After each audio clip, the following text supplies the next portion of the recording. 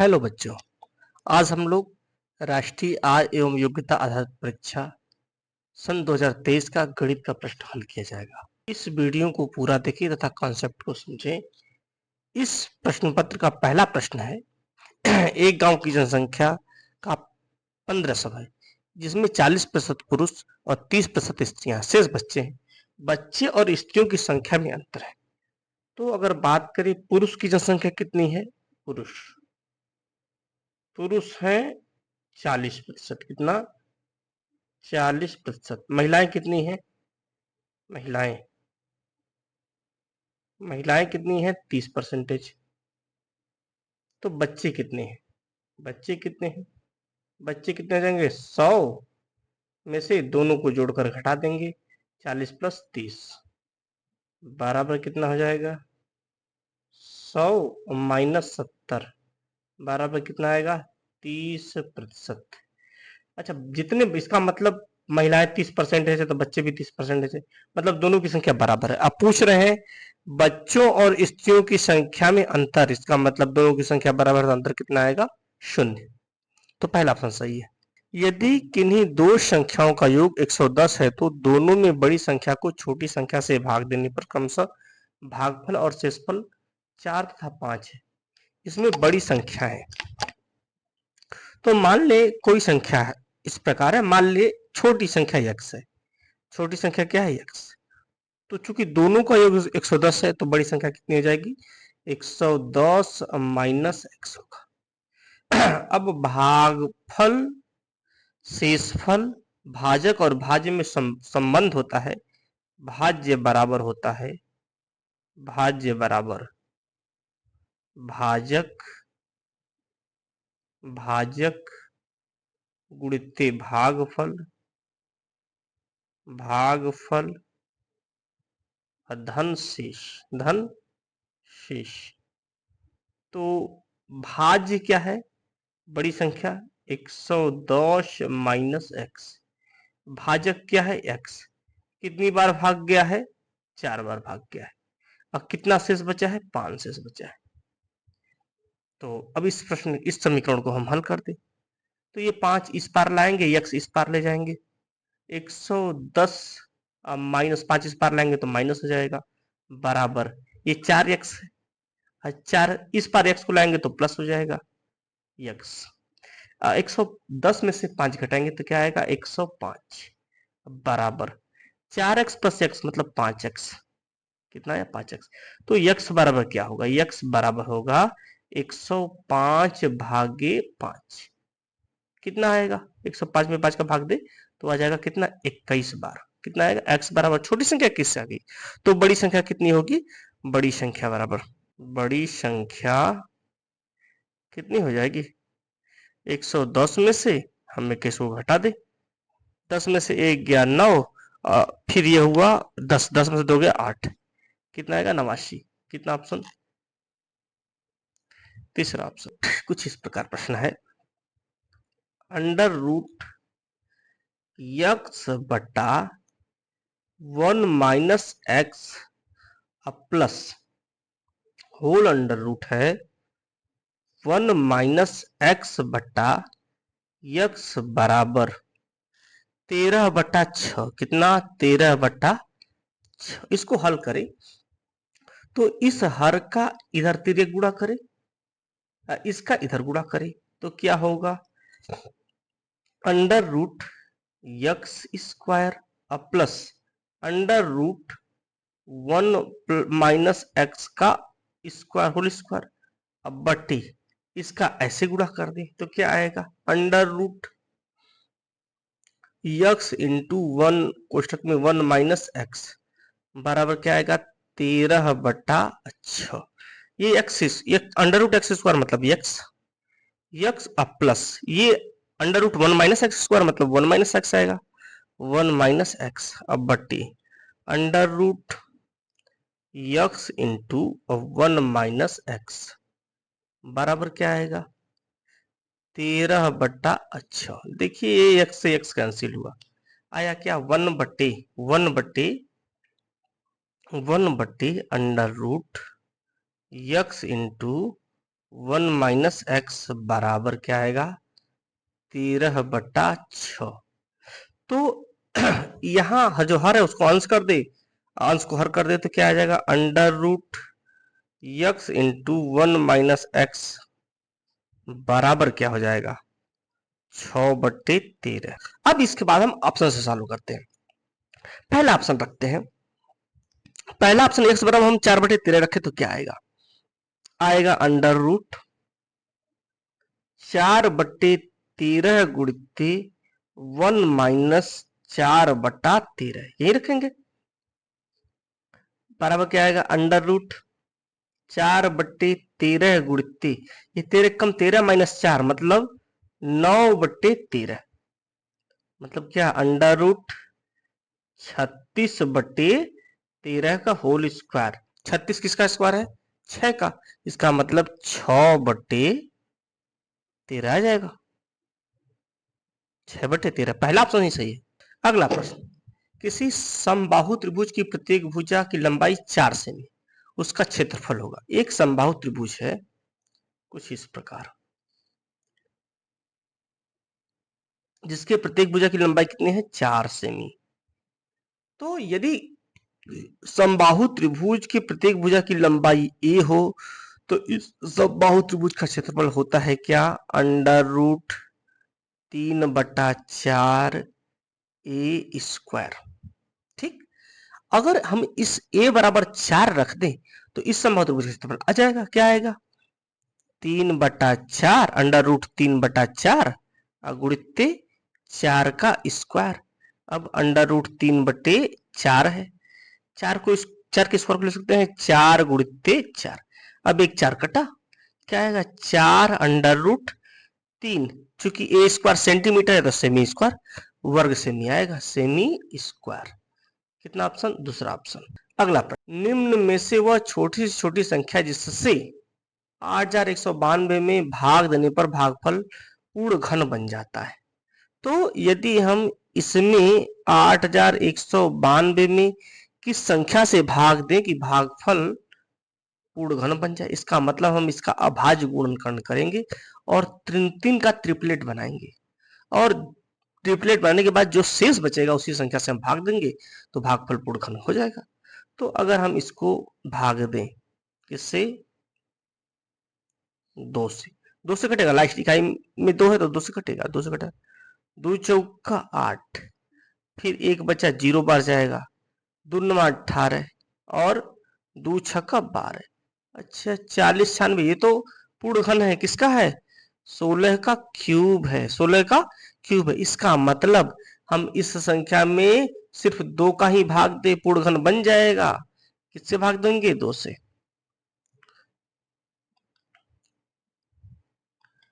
अगला प्रश्न, यदि किसी संख्या की 1/4 का 1/3 15 है तो उस संख्या का 3/10वां भाग होगा। मान लिया संख्या x है, संख्या का 1/3 का 1/4, संख्या का 1/3 क्या होगा x गुणित 1/3, इसका 1/4 क्या होगा इतना गुणित 1/4 बराबर कितना आएगा 15। प्रश्न अनुसार तो ये है, तो x बराबर बराबर क्या हो जाएगा 15 गुणित 3 गुणित 4। अब कह रहे हैं यक्स का 3/10वां भाग, तो यक्स का 3/10, 3/10 बराबर यक्स गुणित 3/10, तो यक्स का मान क्या है 15 गुणित 3 गुणित 4 गुणित 3/10। 5 से काट दे तो 5 तिहाई 15, अब 5 दूना 10, 2 दूना 4, यह क्या, तो 3 त्रिक 9 3 27 गुणित 2, 2 गुणित 27 बराबर क्या आएगा 54। कितना आएगा 54, ये आएगा उत्तर तीसरा। अगला प्रश्न है कि यदि 2 पे घातीय n माइनस 2 पे घातीय n माइनस 1 बराबर 4 है तब n पे घातीय n का मान हमें ज्ञात करना है। इसका मतलब हम यहां से n मान निकाल ले हमारा काम हो जाएगा। तो 2 पे घातीय n इसको रहने दे, 2 पे घातीय n ऐसे रहने दे, और इसको क्या ले सकते हैं 2 पे घाते n इंटू 2 पे घाते -1 बराबर 4। 2 पे घाते n ऐसे रहने थे, -2 पे घाते n, और 2 पे घाते -1 का मतलब 1/2, कितना 1/2 मतलब 2 का भाग है, बराबर 4। अब 2 पे घाते n हम यहां से कॉमन ले सकते हैं, क्या आएगा 1 - 1/2 बराबर क्या 4। अब 2 पे घाते n इंटू 1 - 1/2 मतलब 1/2 बराबर 4। तो 2 पे घाते n का मान क्या आएगा, 2 का इधर गुणा हो जाएगा, तो क्या आएगा 2 गुणिते 4 बराबर 8। बराबर 8 को हम लिख सकते हैं 2 पे घाते 3। चूंकि 2 पे घाते n बराबर है 2 पे घाते 3, तो n बराबर क्या आ जाएगा 3 आ जाएगा। अब इसका मतलब हमें n पे घाते n निकालना है, तो हमें निकालना है क्या n पे घाते n, इसका मतलब 3 पे घाते 3 का मान निकालना है। 3 पे घाते 3 मतलब 3 त्रिक के 9 3 27, कितना आएगा 27, दूसरा ऑप्शन। अगला प्रश्न, यदि किसी आयत की लंबाई और चौड़ाई क्रमशः 10% तथा 20% बढ़ा दी जाए तो उसका क्षेत्रफल कितने प्रतिशत बढ़ जाएगा। मान ले कोई आयत है, कोई आयत है कुछ इस प्रकार, इसकी लंबाई a है और चौड़ाई है b, तो इसका क्षेत्रफल क्या हो जाएगा, इसका एरिया कितनी हो जाएगी, एरिया हो जाएगा a into b, a into b, क्योंकि आयत का क्षेत्रफल लंबाई गुणित चौड़ाई होता है। अब लंबाई को 10% बढ़ा दे और चौड़ाई को 20% बढ़ा दे, तब क्षेत्रफल कितना होगा। तब हम मान ले क्षेत्रफल है a डैश है, a डैश है, तो लंबाई कितना बढ़ा 10%, तो a प्लस a का 10%, a गुणित 10/100 गुणित 23, चौड़ाई बढ़ के कितनी हुई है, चौड़ाई कितनी बड़ी है 20% है, तो b प्लस 20 b गुणित 20/100, 20/100 ये होगा। तो इसको हम, ये हो गया 1/10 और ये हो गया 2/10, इसका मतलब ये क्या हो गया a प्लस ए 0.1 a, और ये क्या आएगा b प्लस 0.2 b, इसका मतलब a और b कॉमन ले ले, तो a और b कॉमन हो जाएगा, a यहां से b, a यहां से b यहां से, तो क्या आएगा 1.1 और ये क्या आएगा 1.2, 1.1 और 1.2 को गुणा करें, क्या आएगा 1.1 और 1.2 को गुणा करें, तो 12 कम 12 के दुयु दो हाथ में लगा 1, 12 कम 12 13, कितना 1.32 ab। क्षेत्रफल अब बढ़ के कितना हो गया 1.32, तो क्षेत्रफल में परिवर्तन डेल्टा ए बराबर क्या होगा a डैश माइनस ए, क्या है 1.32 ab माइनस ए बी बराबर क्या आएगा 0.32 a इंटू बी। अब हम कहें क्षेत्रफल में कितना प्रतिशत वृद्धि हुआ, तो क्षेत्रफल प्रतिशत वृद्धि, क्षेत्रफल में प्रतिशत वृद्धि कितनी होगी, बढ़ा हुआ क्षेत्रफल अब बटे प्रारंभिक क्षेत्रफल गुणित 300, यही होगा क्षेत्रफल वृद्धि। तो कितना हुआ 0.32 ए बी अब बटा ए बी गुणित क्या 100, तो ए बी से तो ए बी कैंसिल हुआ, मतलब 0.32 गुणित 100 कितना आएगा 32%, कितना प्रश्न उत्तर ऑप्शन दूसरा 32%। अगला प्रश्न, दिए गए चित्र में ओ वृत्त का केंद्र है और एंगल बीओडी, बीओडी ये है 130 अंश, ये कोण 130 अंश है, तो हमें ये कोण निकालना है।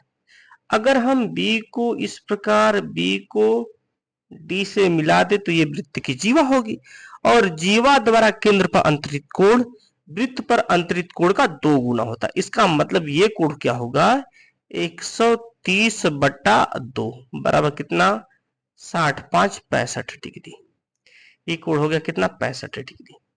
क्योंकि ए बी सी डी एक चक्री चतुर्भुज है, इसलिए कोण ए और कोण सी का मान 180 अंश होगा। मान ले इसको हमें ए अक्ष अंश है, तो कोण ए प्लस सी, कोण ए प्लस कोण सी बराबर 180 अंश।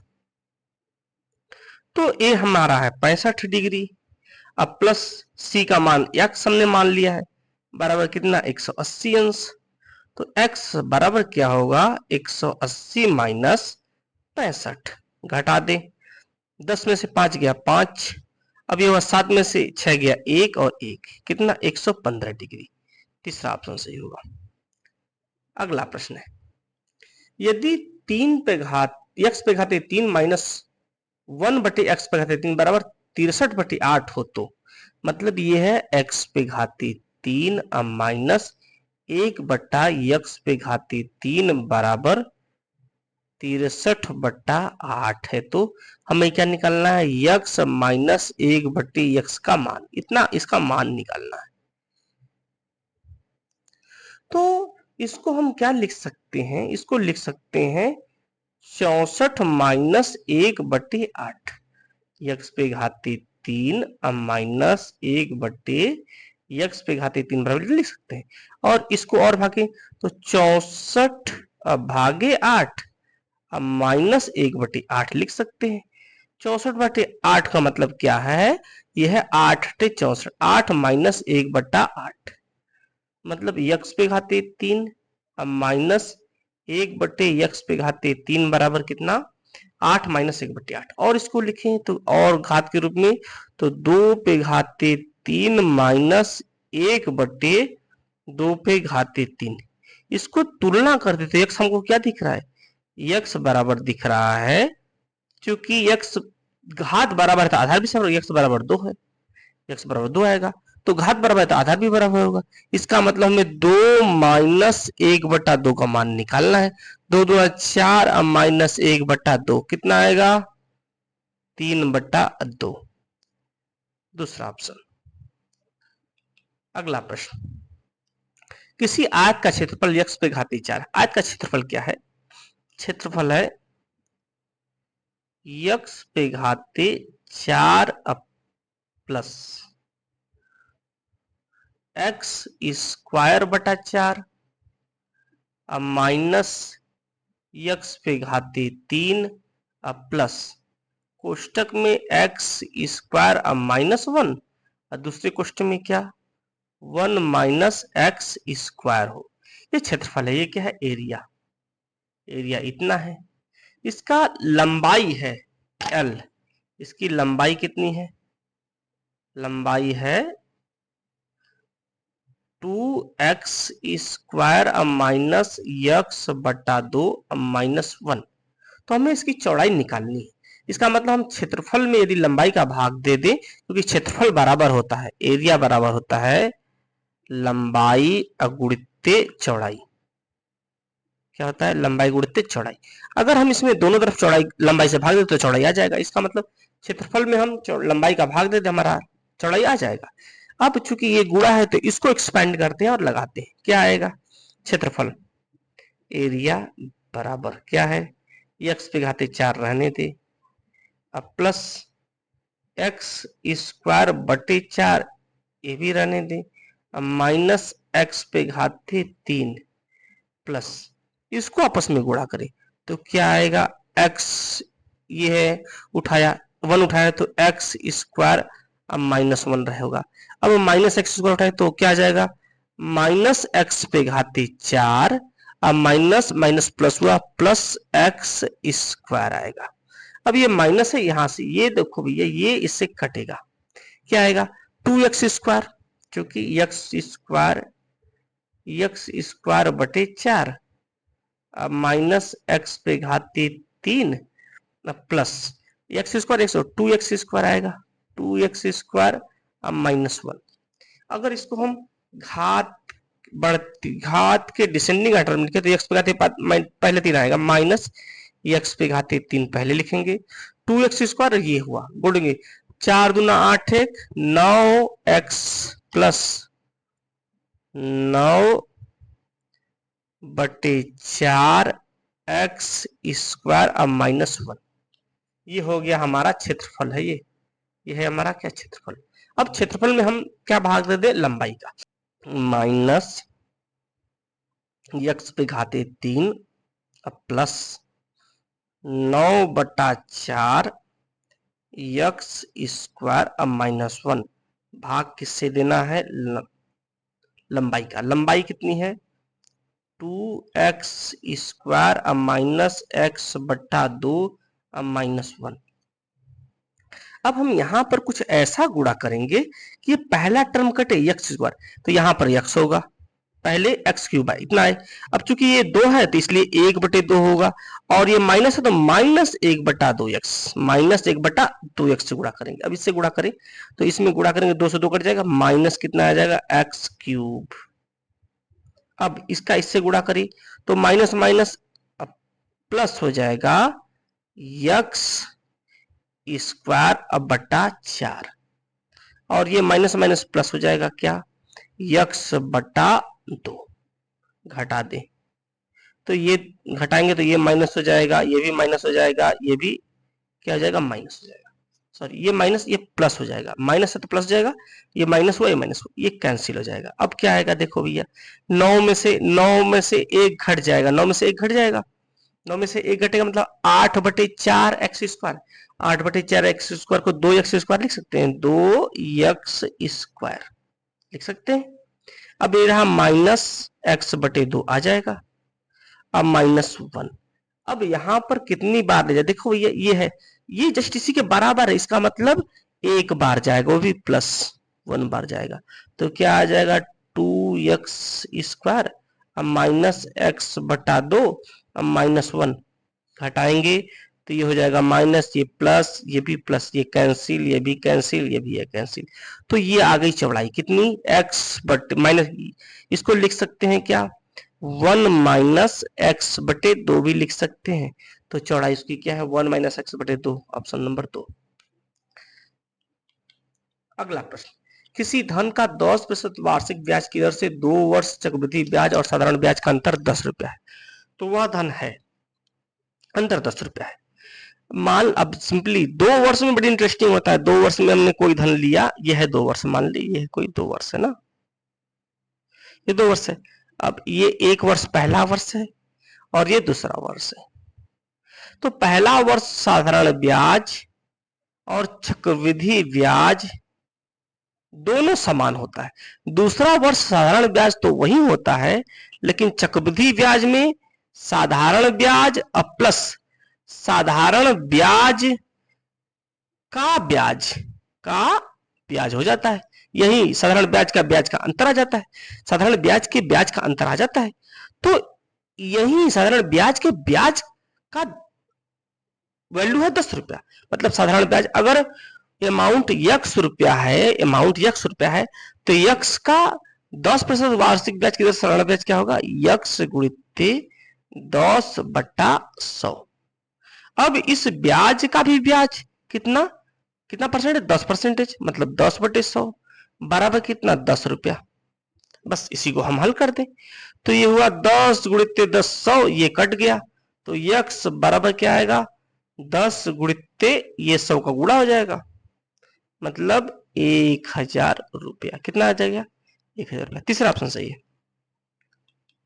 अगला प्रश्न, प्रथम 10 अभाज्य संख्याओं का माध्य है, तो प्रथम 10 अभाज्य संख्या है क्या एक अभाज्य संख्या है? नहीं है, एक अभाज्य संख्या नहीं है, सबसे छोटी अभाज्य संख्या होती है 2। तो प्रथम अभाज्य संख्या 2, उसके बाद 3 आता है, उसके बाद 5 आएगा, 6 नहीं है 7 है, 8 नहीं है, 9 नहीं है, 10 नहीं है, 11 है, 12 नहीं है 13 है, 14 15 16 नहीं है 17 है, 18 19 18 नहीं है 19 है, 20 21 22 नहीं है 23 है, 24 25 26 नहीं है, 27 नहीं है, 28 नहीं है, 29 है, 30 31 है। अब गिन डालते हैं 1 2 3 4 5 6 7 8 9 10, हमको यहीं तक गिनना है, यहीं तक जोड़ना है, तो सबको जोड़ डालें 2 plus 3 plus 5 plus 7 plus 11 plus 13 plus 17 plus 19 plus 23 plus 29, तो 9 3 12 12 9 21 21 7 28 28 3 31 1 32, अब 32 7 39 39 10 49 के 9 9 हाथ में लगा 4 और 2 2 4 1 5 1 6 1 7 1 8 4 12 कितना आया 129। तो इसका माध्य क्या होगा, जितने नंबर है उससे हम भाग देते, योग में संख्या का भाग देते, तो माध्य बराबर होता है संख्याओं का योग,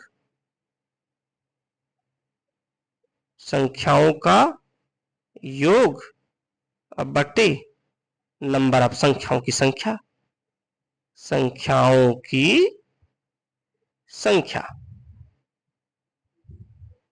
तो 129 योग आया है।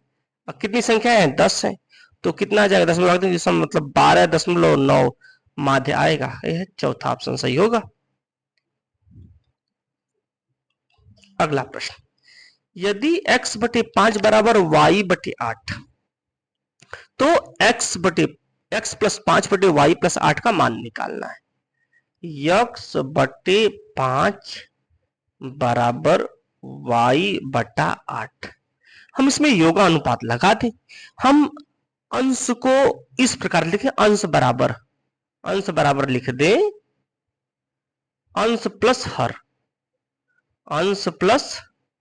हर, और हर को वैसे ही रहने दे, तो क्या होगा x प्लस 5 बटे 5 बराबर y प्लस 8 बटा 8 आएगा। अब इसको इस पार हम कर दें, इस पार इसको लाएं, इसको उधर ला जाएं, तो x बटा 5 बटे y प्लस 8 बराबर क्या आएगा, 5 उधर जाएगा, 5 बटा 8 क्या आएगा, 5 बटा 8। दूसरा ऑप्शन सही है। अगला प्रश्न, कार्तीय तल में बिंदु P और Q के बीच की दूरी ये है, ये दूरी P और Q के बीच की दूरी ये है, P और Q है ना। तो P का निर्देशांक 0,4 और Q का निर्देशांक -3 0।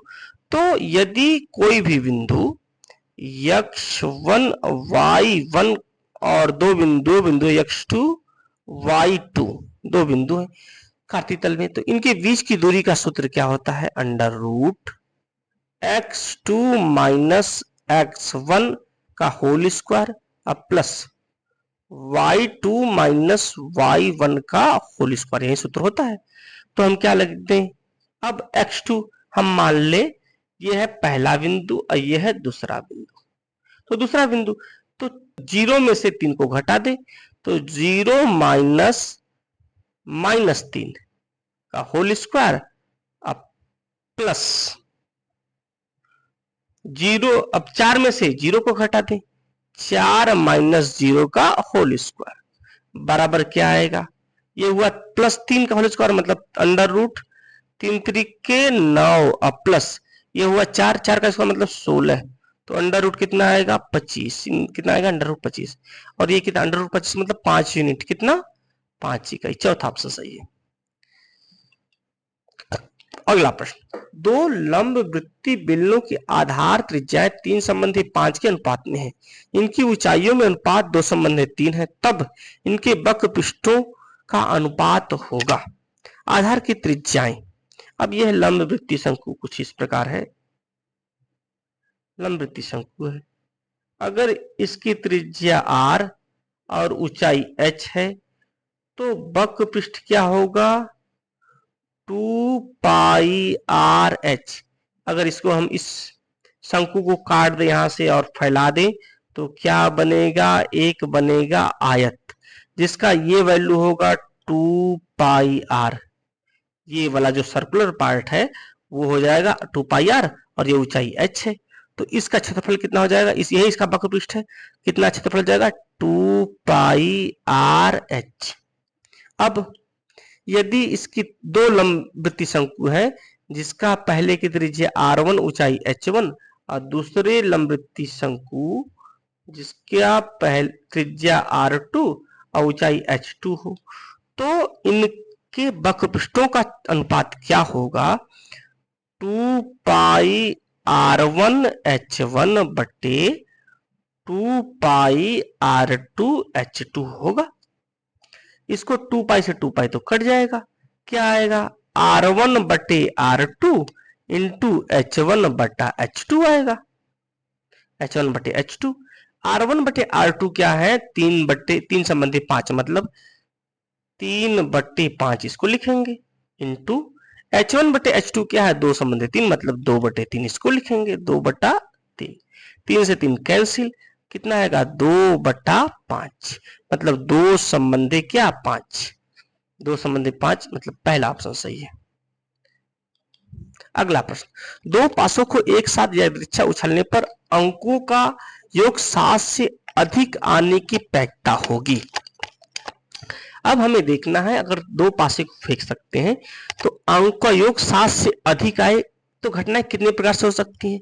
या तो हम ये भी जानते हैं एक सूत्र, यदि कोई घटना घट सकती है, कोई घटना है उसकी प्रायिकता पी है, और वही एक घटना है वही घटना न घटने की प्रायिकता, एक घटना घटने की प्रायिकता और वही घटना न घटने की प्रायिकता का योग कितना होता है, 1 होता है। ठीक, तो हम देखेंगे घटना कितने प्रकार से नहीं घट सकती, कौन कौन सा आएगा नंबर जिससे ये घटना नहीं घट सकती। तो अगर एक आए, एक के साथ पहले पासे पर एक आए, दूसरे पर भी एक आए, तो घटना नहीं घट सकती क्योंकि योग 2 होगा। पहले पर एक आए, दूसरे पर 2 आए तो भी नहीं घट सकती। एक 3 आए तो भी नहीं घट सकती। एक 4 आए तो भी घटना नहीं घट सकती। एक 5 आए तो भी नहीं घट सकती। एक 6 आए तो योग तो आ जाएगा। 7 आए, 7 से अधिक दोनों, मतलब एक 6 नहीं होगा। 2 से अब देखें, 2 1 घट सकती है, 2 2 सॉरी 2 1 नहीं घट सकती, 2 2 नहीं घट सकती, 2 3 नहीं घट सकती, 2 4 नहीं घट सकती, लेकिन 2 5 जैसे होगा घटना घट जाएगी क्योंकि अंकों का योग 7 हो जाएगा। 3 से देखें तो 3 1 नहीं घटेगी क्योंकि अंकों का योग 4 होगा। 3 2 नहीं घटेगी क्योंकि अंकों का योग 4 होगा। 3 3 नहीं घटेगी क्योंकि अंकों का योग 4 होगा। लेकिन 3 4 जैसे ही होगा, 3 4 3 5 3 6, या तो योग 7 हो या तो 7 से अधिक हो, तो घटना तो हो जाएगी, 3 4 से हो जाएगी। अब 4 4 1 पर घटना नहीं होगी, अंकों का योग 5 है। 4 2 पर भी नहीं होगी, लेकिन 4 3 पर हो जाएगा घटना, और उससे आगे भी होगा। 5 5 1 पर घटना नहीं होगी, लेकिन 5 2 पर घटना हो जाएगी। 6 6 1 पर घटना हो जाएगी।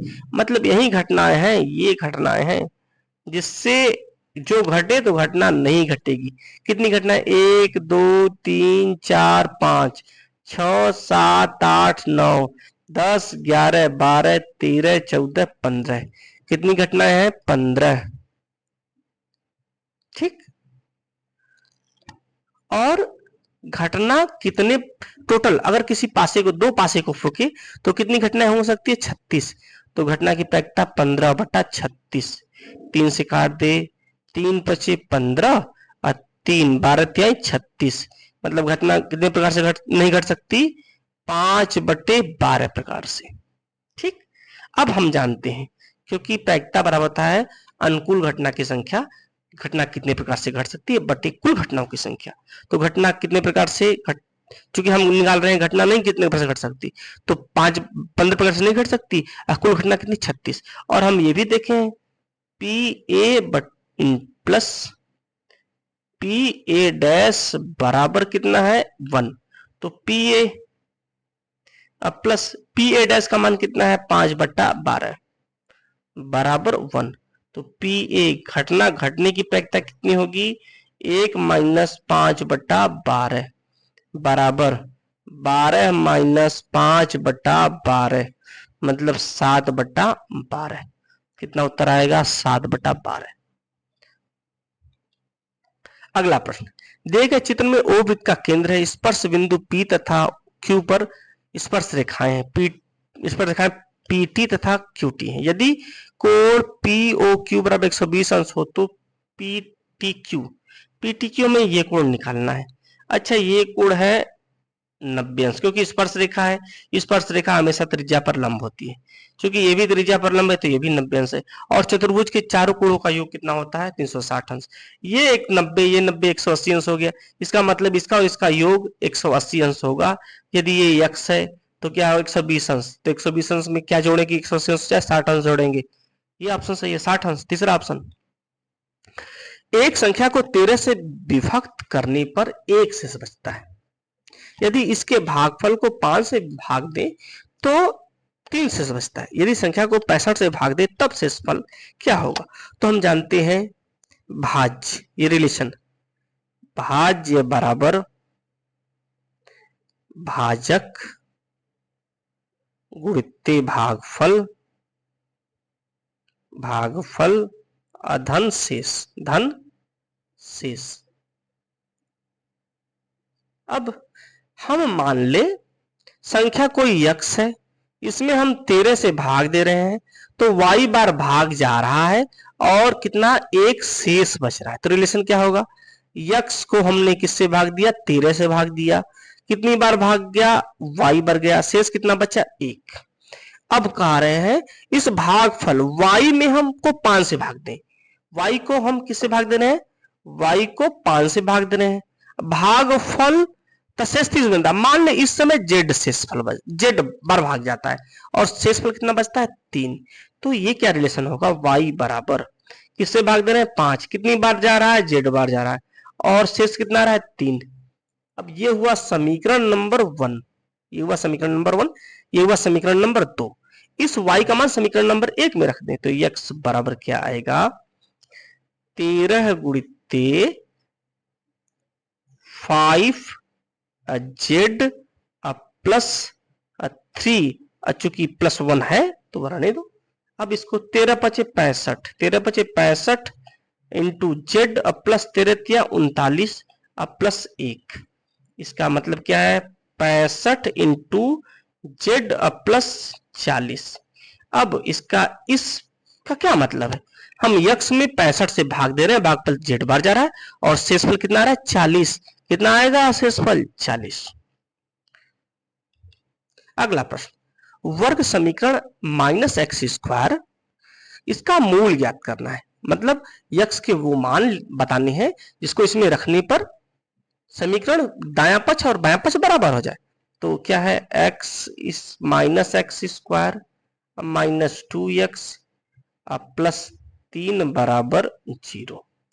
अच्छा, इसको हम गुणा कर दें माइनस का दोनों पक्षों में तो क्या आ जाएगा? ये x हो जाएगा, x square plus 2x minus 3 बराबर 0। इसका मतलब यदि x बराबर 1 रख दें, x बराबर 1 रखें तो ये 0 हो जाएगा। पहली बात, x बराबर 1 कहां पर है? यहां पर है। x बराबर माइनस 1 रखने में नहीं, x बराबर 1 रखने पर जाएगा। इसका और x बराबर क्या रखें? x बराबर रखे माइनस 3 रखे तो भी होगा, 3 दूना 6। इसका मतलब यही है ऑप्शन, ये है ऑप्शन, ये है। अब इसको हल करें तो क्या? अब देखो भैया, ये वाला बड़ा इंटरेस्टिंग होता है, ये माइनस चिन्ह और ये संख्या। क्योंकि यहाँ 1 है तो 3 के 2 पार्ट करें, 3 बराबर होता है 1 गुणित्ते 3। 2 पार्ट इसके 1 और 3 आए गुणनखंड। अब इसको घटा, यहाँ माइनस चिन्ह है तो इसको घटाने पर 2 आए। इसका मतलब 3 में से 1 घटाएंगे तो 2 आ जाएगा। क्या होगा? एक्स स्क्वायर प्लस एक्स, 2 को क्या लिख दे? 3 माइनस 1 अब माइनस 3 बराबर 0।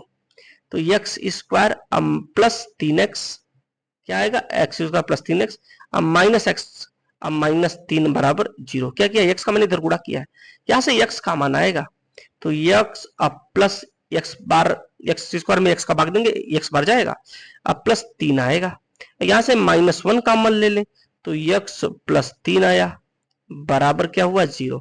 तो x प्लस 3 और एक कोष्ठक में क्या? x माइनस 1 बराबर क्या आ रहा है? 0। इसका मतलब या तो ये 0 है या तो ये 0 है, तो दोनों 0 है। अगर x प्लस 3 बराबर 0 हो तो x बराबर क्या आएगा? माइनस 3। और यदि x माइनस 1 बराबर 0 हो तो x बराबर क्या आएगा? 1 आएगा। इसका मतलब यही ऑप्शन सही है, -2 और